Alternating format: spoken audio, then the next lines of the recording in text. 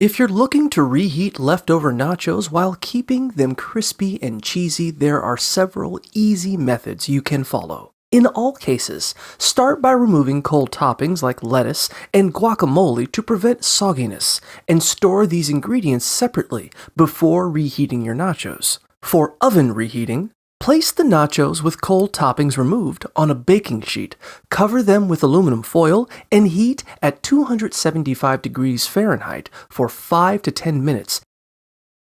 Then add back your fresh toppings afterward.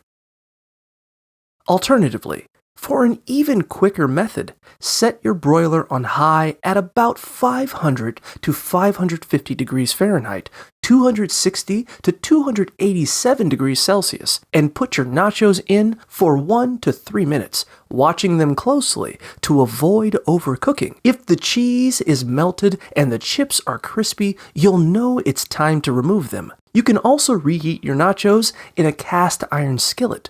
Spread out the nachos evenly in a thin layer, cover the top of the skillet with foil, and heat on medium for about 5 minutes. A microwave option can work in a pinch, though it won't get your chips super crispy. Just remove cold toppings and microwave any hot ingredients like meat or beans separately until heated through. Then put your nachos on a microwave-safe ceramic or glass plate lined with paper towels to help absorb any moisture. Spread the chips in an even layer over the plate and heat on high for 1 minute until the cheese bubbles. Finish by removing the paper towels and adding back your other ingredients. Lastly, an air fryer can help you achieve that perfect crunch even for reheated nachos.